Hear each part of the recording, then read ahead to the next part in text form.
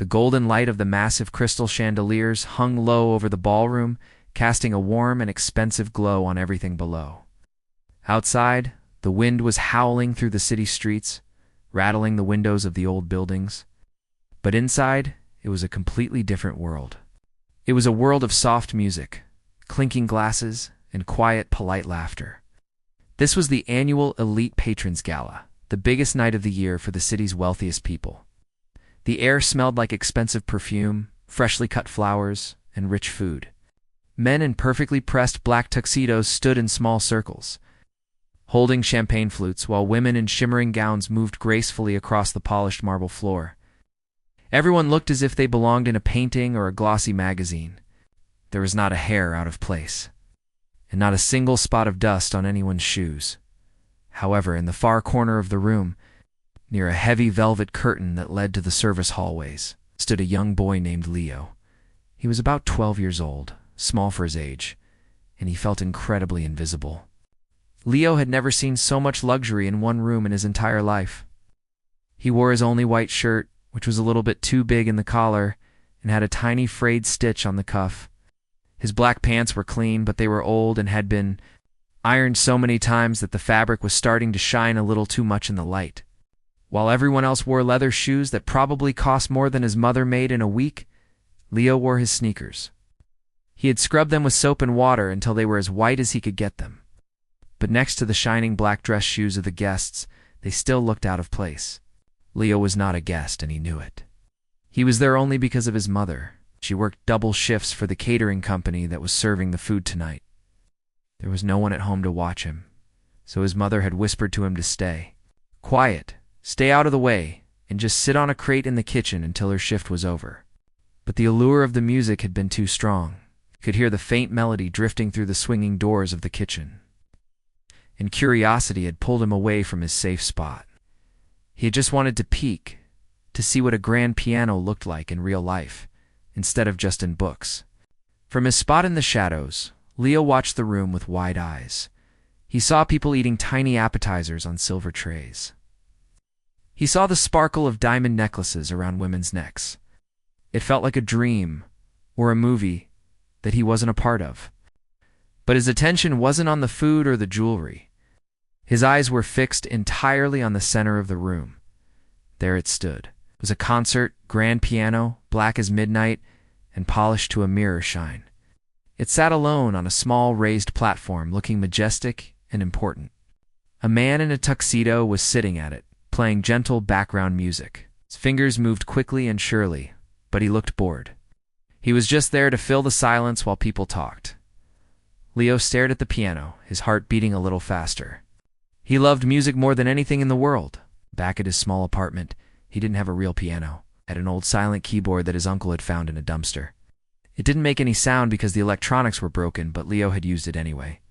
He would put on his headphones, listen to music on a cracked cassette player or a borrowed radio, and press the keys of the silent keyboard in time with what he heard.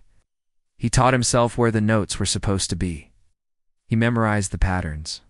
He practiced until his fingers ached, dreaming that one day he would be able to press a key and hear a real sound come out. For a long time, Leo stood frozen in the corner, afraid to move. He knew that if a manager saw him, he would be sent back to the kitchen immediately. He tried to make himself small, blending into the heavy red curtains. He watched the rich guests laugh and talk, feeling a strange mix of jealousy and awe. These people had everything. They probably had pianos in their living rooms that they never touched. They had opportunities that Leo could only imagine. But despite the gap between them, looking at the piano made Leo feel something else. It made him feel like he was connected to them, like music was a language that didn't care how much money you had. The room was buzzing with low conversations. People were discussing business, vacations, and charity auctions. The atmosphere was stiff and formal. Everyone seemed to be performing a role, trying to impress the person standing next to them. Leo observed all of this quietly. He noticed that many of the guests weren't even listening to the piano player. They ignored the beautiful music filling the air. That made Leo sad. To him, music was magic, a gift. To them, it was just background noise. The piano player finished a song and took a break, stepping off the stage to grab a glass of water. The piano sat there, empty and waiting. The lacquer gleamed under the chandeliers. It looked inviting. Leo's fingers twitched at his sides. He wanted more than anything to walk over there. He wanted to sit on that velvet bench. He wanted to feel the cool ivory keys under his fingertips. He wanted to know what it would feel like to play on an instrument that actually worked, an instrument that sang. But he knew he couldn't. The distance between the corner and the stage felt like 1,000,000 miles. He looked down at his sneakers. He looked at his shirt. He remembered the way his mother had warned him not to cause trouble. Took a deep breath and tried to turn around to go back to the safety of the kitchen. But his feet wouldn't move. The music inside his head was louder than the noise in the room. He heard a melody in his mind. A complicated and beautiful piece he had memorized note for note. He took a small step away from the curtain, just one step. Then another. He was moving like he was in a trance, drawn to the light and the instrument. The ballroom was crowded, but he moved through the edges of the crowd like a ghost. Ow. No one paid attention to him. The guests were too busy looking at each other, admiring themselves or checking their expensive watches. A waiter walked past with a tray full of drinks, and Leo dodged him smoothly. As he got closer to the stage, the piano seemed to get bigger. It was a magnificent beast, looming over him. He could see his reflection in the black wood. He could see the pedals at the bottom, shiny gold pedals that looked like they had never been touched by a dirty shoe. Leo stopped just a few feet away from the bench. He stood there, looking at the keys, his heart hammering against his ribs like a drum. He felt dizzy. It was beautiful. It was terrifying. He knew he shouldn't be there, but for a moment, the longing to touch it pushed away the fear of being caught. He hovered his hands over the keys, his shadow falling gently over the ivory, caught between the world of the servants and the world of the elite, waiting for a sign that it was okay to reach out. Leo stood frozen in front of the massive instrument, his small shadow stretching across the gleaming black lid. The smell of the polish was strong, mixing with the scent of the expensive flowers that lined the stage. He felt like he was standing on the edge of a cliff. Up close, the piano looked even more magnificent than it did from the corner of the room. The white keys were perfectly smooth, promising a cool touch, and the black keys were raised just enough to catch the light. Leo's hands hung at his sides, trembling slightly. He wanted nothing more than to sit down. He wanted to feel the vibration of the strings under his fingertips. In his mind, he could already hear the first note, sharp and clear. Cutting through the humid air of the ballroom, he looked around the room quickly. The guests were still busy talking and laughing. The piano player was on the other side of the hall, chatting with a waiter and sipping his water. No one was watching. Leo took a small, hesitant step closer. His heart was beating so hard he could hear a thumping sound in his ears. He told himself he would just sit for a second. He would just place his hands on the keys and see how they felt. He wouldn't play a song. He wouldn't make a sound. He just wanted to know what it was like to be that close to something so perfect. Slowly, carefully, Leo lowered himself onto the bench. The velvet was soft and thick, much softer than the wooden chair he used at home. He felt a sudden rush of guilt, remembering his mother's words about staying in the kitchen. But the pull of the music was stronger. He sat still for a moment, his feet dangling slightly above the golden pedals. He looked at the keyboard. It was 88 keys of endless possibility. He stretched out his right hand, his fingers hovering just inches above the keys. He was terrified that if he touched them, a loud alarm would go off, or a security guard would tackle him, just as his fingers were about to make contact. A loud, sharp laugh cut through the low murmur of the room. It wasn't a friendly laugh. It was a harsh, barking sound that made Leo flinch and pull his hand back. "Well, well, well," a boisterous voice rang out. "Look what we have here." Leo's blood ran cold. He turned his head and saw a group of men standing nearby. They had been standing by a tall pillar, drinking from crystal glasses, but now they had turned their attention to the stage. In the center of the group was a man with a red face and a thick gray mustache. He was wearing a tuxedo that strained a bit at the buttons, and he had a drink in one hand that he was pointing accusingly at Leo. It was the same man Leo had noticed earlier, the one who seemed to enjoy the sound of his own voice, The room seemed to quiet down a little as people noticed the commotion. The man took a step closer, a sneer spreading across his face. "I think the hotel has upgraded the entertainment for the evening," the man said, his voice dripping with sarcasm. His friends chuckled, sensing an opportunity for amusement. "I didn't know they were letting the cleaning staff audition for the symphony." A few people nearby laughed politely, but it was a nervous laughter. They were looking at Leo with a mix of curiosity and distaste. Leo felt his face burn hot. He gripped the edge of the bench, his knuckles turning white. He wanted to run. He wanted to jump off the stage and sprint back to the safety of the kitchen corridors. But his legs felt like they were made of lead. He was paralyzed by shame. The man with the mustache walked closer until he was standing right at the edge of the stage, looming over Leo. He smelled of whiskey and heavy cologne. "Go on, boy," he said, gesturing with his glass. "Don't stop on our account. We are all dying to hear what a street urchin can play on a $300,000 instrument."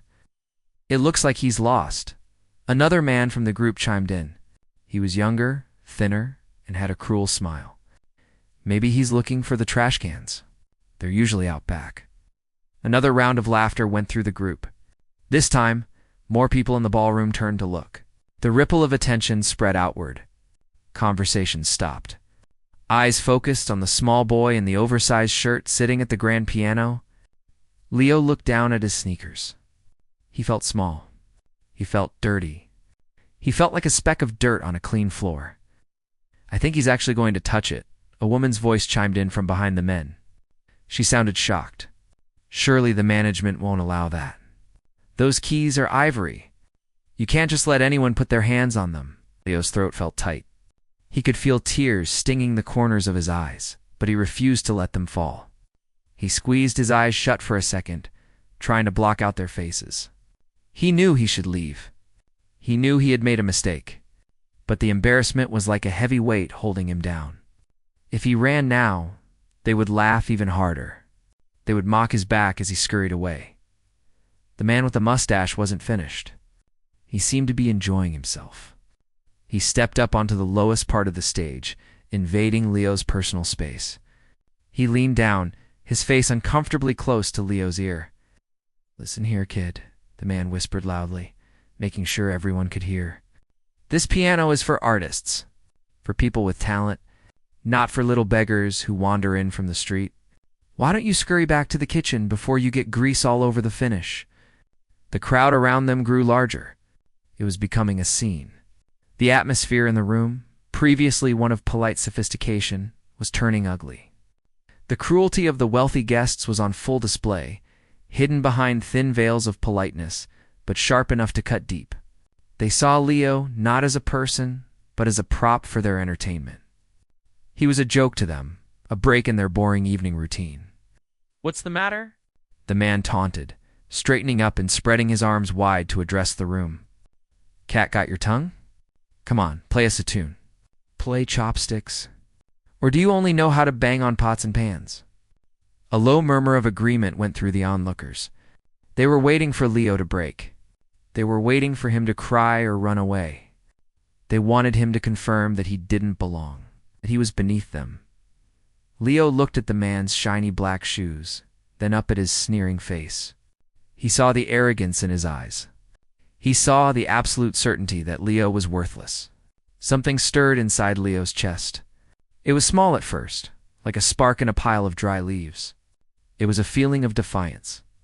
He thought about his silent keyboard at home. He thought about the hours he spent practicing until his fingers were sore. He thought about the music he heard in his head. That was more beautiful than anything these people had ever heard. He realized that running away would mean they were right. It would mean that he was just a poor boy who didn't deserve to look at a piano, let alone play one.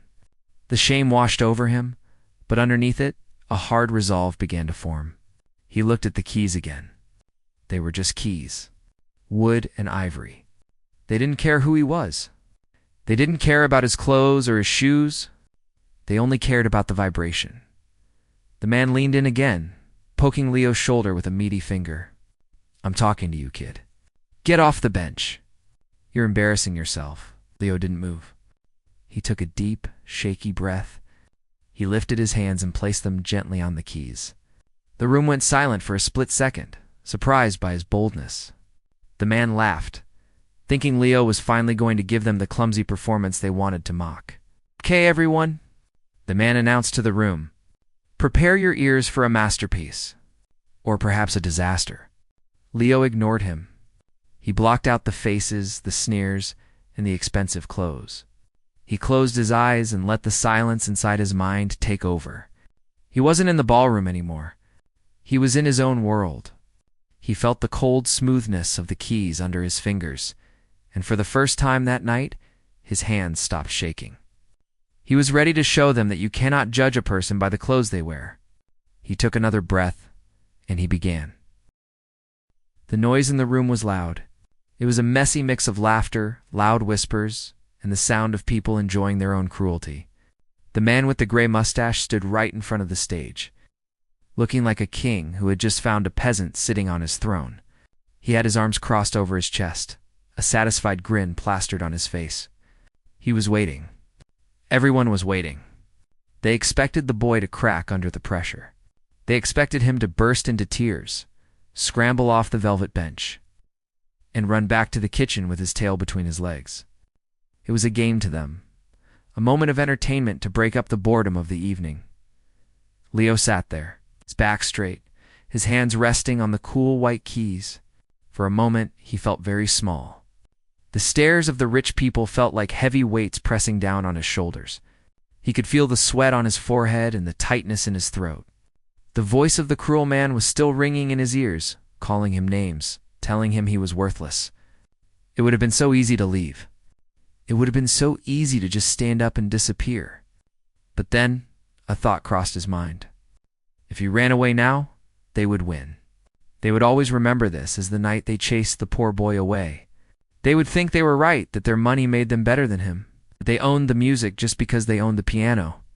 Leo's jaw tightened. He wasn't going to give them that satisfaction. He took a deep breath, filling his lungs with the scent of the polished wood and the faint smell of perfume from the room. He closed his eyes. This was the most important moment of his life, and he didn't want to see their sneering faces while he played. He wanted to be somewhere else. He wanted to be in his quiet living room, sitting on his worn-out carpet, imagining the sounds in his head. He thought about the cassette tape he listened to every night, until it was worn out. He thought about the notes, the rhythm, and the feeling of the music that spoke to him when no one else did. Slowly, very slowly, Leo raised his hands. He didn't strike the keys loudly like a beginner might. He hovered his fingers over them, finding the right position, feeling the energy in his fingertips. The room, which had been buzzing with mocking whispers, began to quiet down. The silence didn't happen all at once. It started near the stage as people leaned in to see what the boy was going to do, and then spread outward like a ripple in a pond. The man with the mustache opened his mouth to make another joke, but before he could speak, Leo's right hand dropped. The first note was not a bang. It was a clear high A note that sang out into the air, sharp and cutting. It was so pure that it seemed to slice through the thick atmosphere of the ballroom. It didn't sound like a mistake. It sounded like a question. Before the guests could process that first sound, Leo's left hand came down. He struck a low chord, deep and rumbling, like the sound of thunder rolling in from a distance. Then his hands began to move. He started playing a piece that was incredibly difficult. It was a composition by a master, full of fast runs, complicated jumps, and deep emotions. It was the kind of song that pianists practiced for years to perfect. Leo's fingers, which were rough from his life in the poor part of town, suddenly turned into instruments of grace. He hit the keys with a confidence that shocked everyone watching. For the first 10 seconds, the crowd was just confused. They looked at each other, eyebrows raised. They didn't understand what was happening. They expected to hear clashing notes, the discordant banging of a child who didn't know what he was doing. But instead, they heard music. Real, complicated, beautiful music. The melody started to weave its way through the room. It was sad and lonely at first, matching the feeling in Leo's heart. It told a story of hardship and longing, of staring out a cold window at a world you can't touch. The sound coming from the piano was massive, filling every corner of the high-ceilinged hall. It drowned out the clinking of glasses and the rustling of silk dresses. The man with the mustache took a step back, his grin faltering. He looked at the piano, then at the boy's hands, and then back at his friends. His smug expression was replaced by a look of confusion. He looked as if someone had just told him a joke he didn't understand. He opened his mouth to say something to ruin the moment, but the music was too loud. It demanded attention. It wouldn't let him speak. Leo's eyes were still closed. He was lost in the world of the music now. He couldn't hear the people breathing. He couldn't feel their judgment. He only felt the vibration of the strings under the wood. His hands moved faster now, dancing across the keys.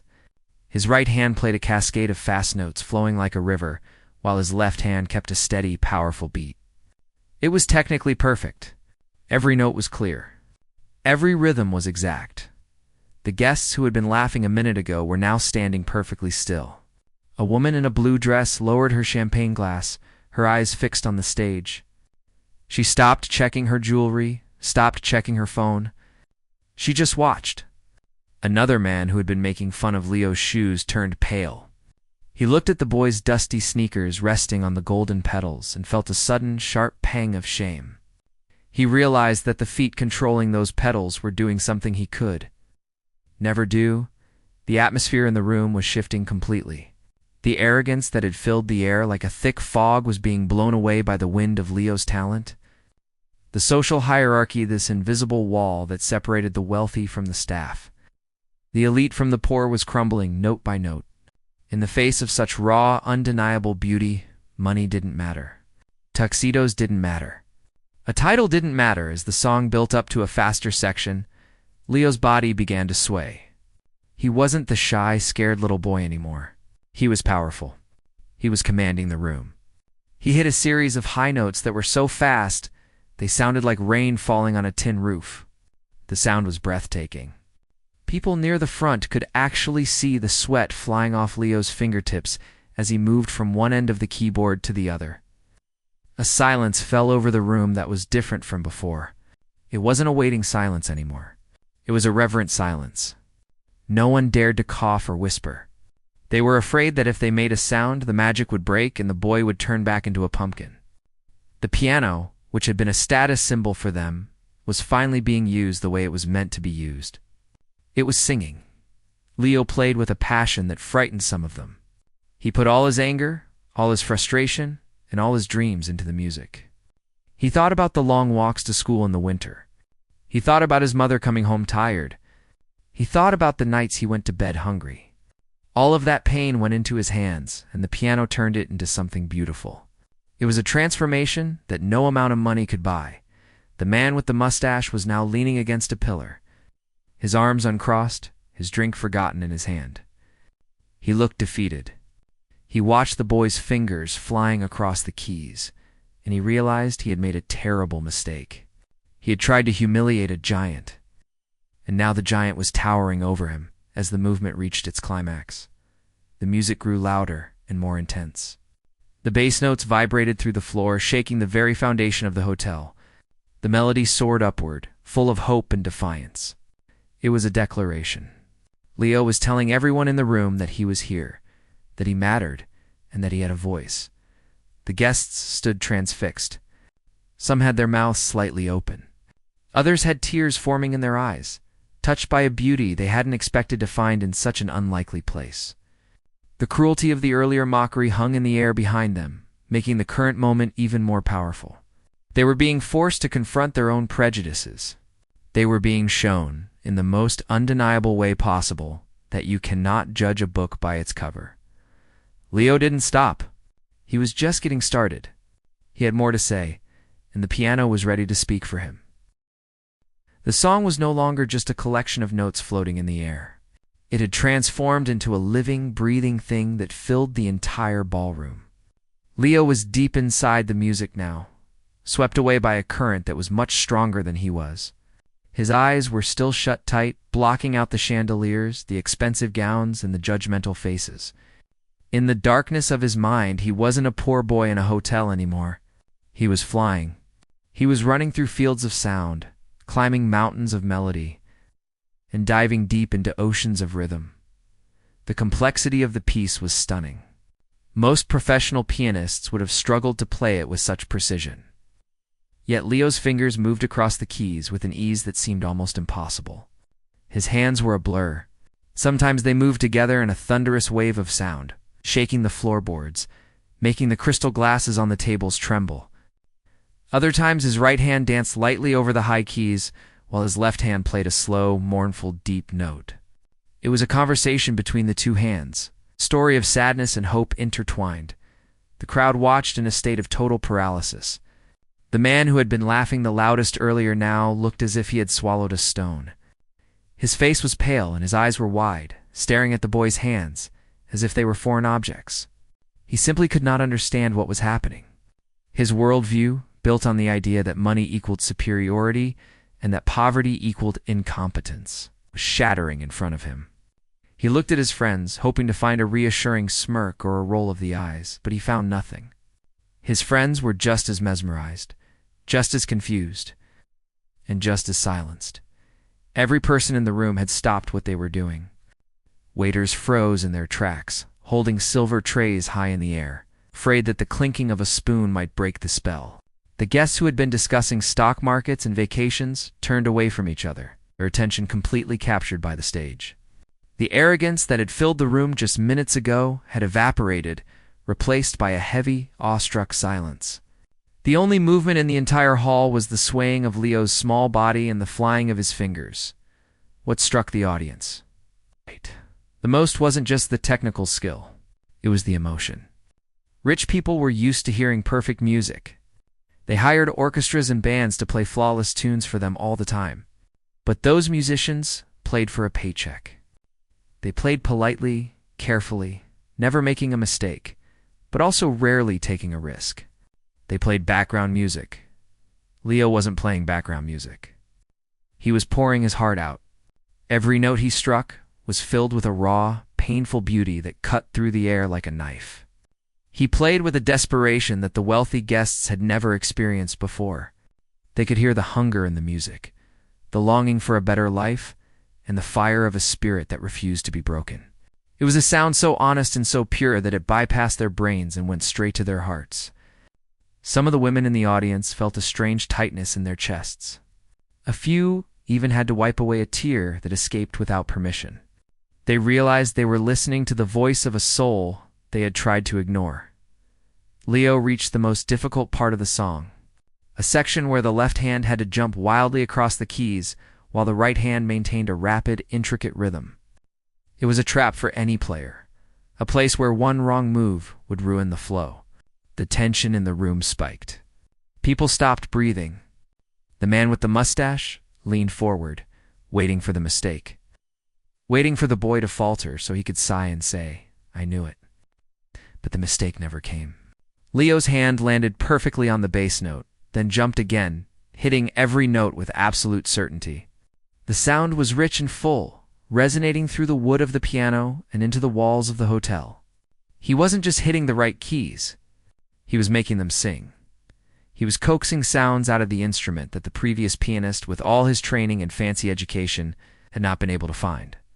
The contrast was impossible to ignore. On stage sat a small boy in worn-out clothes, barely visible behind the massive beast of a piano. Around him stood the most powerful people in the city, dressed in silk and velvet, standing in the dust of his talent. The irony of the moment hung heavy in the air.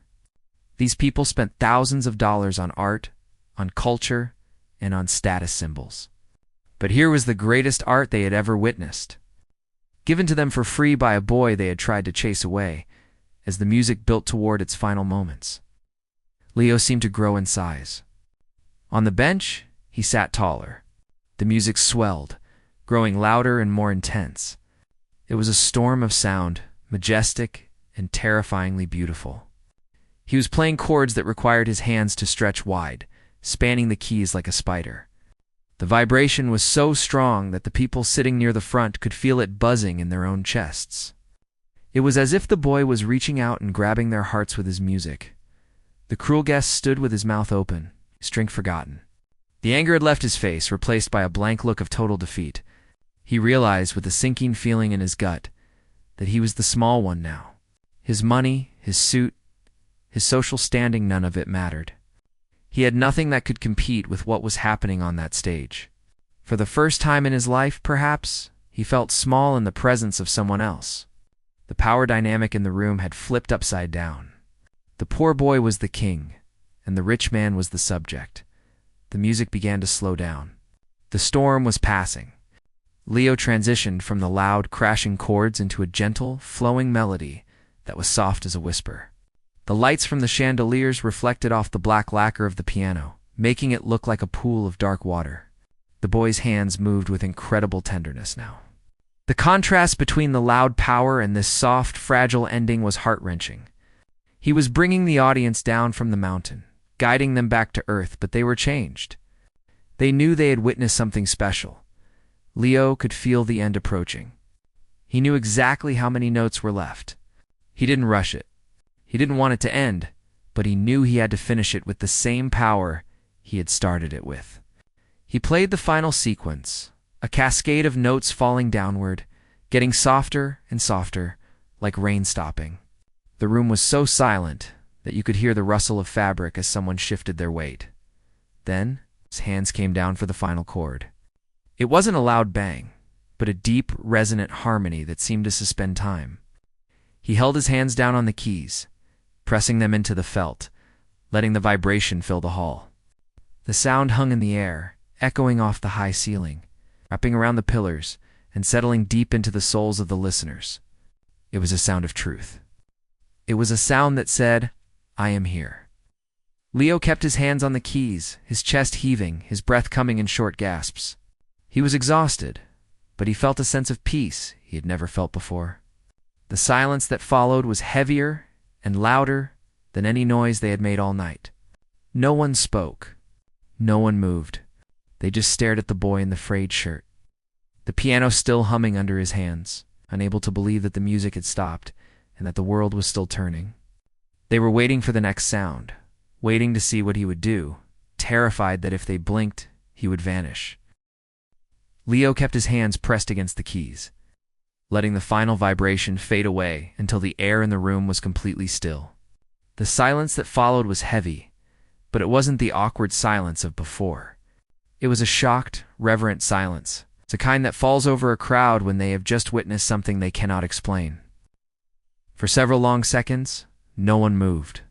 The man with the gray mustache stood with his mouth slightly open, his drink tilting dangerously in his hand, staring at the boy as if he were seeing a ghost.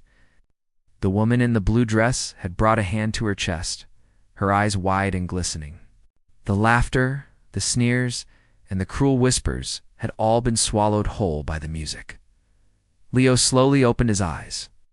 The bright lights of the chandeliers made him blink. For a moment he felt dizzy, the rush of adrenaline leaving his body and making his limbs feel weak. He looked out at the sea of faces, but they didn't look angry anymore. They didn't look like they wanted him to leave. They looked mesmerized. It was a strange sight for him, hundreds of the city's most powerful people standing perfectly quiet, just looking at him. Then a sound broke the stillness. It came from the back of the hall, near the entrance where the hotel staff were standing. It was the sound of clapping. It started with just one person, the head of the music department. An older man who had heard the music from the hallway and rushed in to see who was playing. He wasn't clapping slowly or politely. He was clapping with enthusiasm, his hands striking together sharply in the quiet air. The sound seemed to wake the audience up from a trance. Like a wave crashing on a shore, the applause spread. It started in the back and moved quickly toward the front. Within moments, the entire room was erupting. It wasn't just a polite golf clap. It was a roar. People began to shout, "Bravo!" and "Encore!" A man in a tuxedo slammed his fist into his palm in excitement. The woman in the blue dress was wiping tears from her cheeks with a handkerchief, clapping furiously. The energy in the room had completely flipped.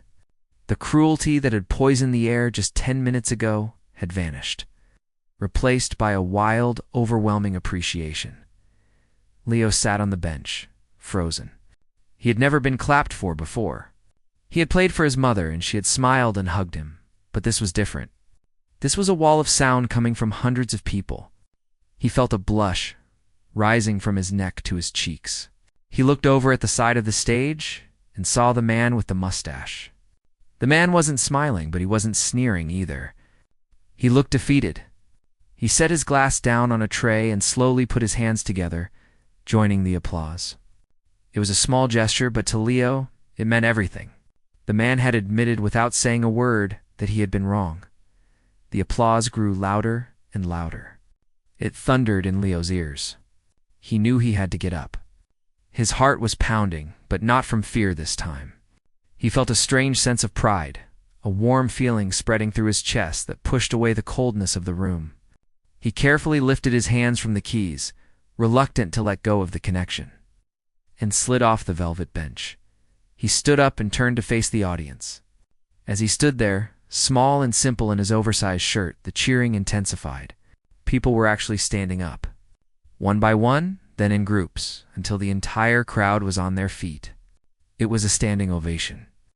The rich guests, the socialites, the people who had mocked his shoes just minutes ago, were now standing and cheering for him. Leo didn't know exactly what to do, so he just bowed. It was a quick, shy bow, the kind he had seen musicians do on television. He nodded his head once, then again. He wanted to say thank you, but his throat was tight, and he knew his voice would squeak. He was afraid that if he tried to speak, he might cry, so he just let their applause wash over him. He let it fill him up. He realized in that moment that his dream wasn't impossible. He realized that talent speaks louder than money, that truth is more powerful than status. He didn't stay on stage to bask in the glory. He was still just a boy, and the attention was overwhelming. He didn't want to be a spectacle for them to stare at all night. He had shown them who he was, and that was enough. He gave one last, small smile to the room, a genuine smile that reached his eyes in. Then he turned around. He walked quickly toward the side of the stage, away from the bright lights. As he stepped down the stairs and onto the carpeted floor, the crowd parted for him. The guests stepped back, clearing a path for him as if he were royalty. A few reached out to pat him on the shoulder or touch his arm as he passed, whispering words of amazement. "Incredible," one man murmured. "A genius," said a woman. Leo didn't stop to talk. He just kept walking, his sneakers squeaking softly on the floor, moving toward the heavy red velvet curtain that led to the back hallways. As he slipped behind the curtain, the sound of the applause became muffled, like a distant ocean. He was in the dark, quiet service corridor now. The air smelled of cleaning supplies and food instead of perfume and champagne. It was familiar. It was safe. He leaned back against the wall and let out a long breath he felt like he'd been holding for his entire life. His knees were shaking a little bit now that it was over. He looked at his hands. They were trembling slightly, but they looked the same as they always did. They were just the hands of a poor boy from across the river. But now, he knew they were magic. He knew they could change a room. He could still feel the ghost of the keys under his fingertips. He began to walk down the long hallway toward the kitchen. He knew his mother would be worried sick. She had probably been looking for him, terrified that he had gotten into trouble or been fired. He quickened his pace, eager to see her. He wanted to tell her what happened. He wanted to tell her that he played the big piano, and that the rich people clapped until their hands hurt. He knew she wouldn't believe him at first, but he would make her believe it. When he pushed open the swinging door to the kitchen, the noise hit him. Clattering pots, hissing stoves, and loud voices filled the air. It was chaotic and messy, completely different from the elegant silence of the ballroom. A few cooks looked up, surprised to see him walking through with a strange look on his face. "Here you are!" a voice shouted. It was his mother. She rushed over, wiping her hands on her apron, her face lined with stress. "Leo, I have been looking everywhere for you. Are you okay? Did anyone see you? Did you get in trouble?" Leo looked at her. He saw the fear in her eyes and the exhaustion on her face. He reached out and took her hand. "I'm okay, Mom," he said softly. "I'm okay. Did you stay in the corner?" she asked, scanning his face. Leo shook his head slowly. He stood up a little straighter. He didn't feel small anymore. He felt like he carried a secret power inside him, something that no one could take away. "No," he said. "I played the piano." His mother stared at him, confused. "What?" "I played the piano, Mom," Leo said, his voice gaining strength. And they listened. Everyone listened. His mother looked at him for a long moment, seeing the light in his eyes that hadn't been there before. She didn't understand exactly what had happened, but she saw the change. She saw the confidence. She smiled a tired but proud smile and pulled him into a hug. "It's okay, Leo," she whispered, holding him tight. "I'm just glad you're safe." Leo hugged her back, closing his eyes. He was safe, but he was also something more. He was a musician. And as he stood there in the noisy kitchen, surrounded by steam and soot, he knew his life would never be the same. He had walked into that room as a poor boy they wanted to hide, but he walked out as a star they would never forget.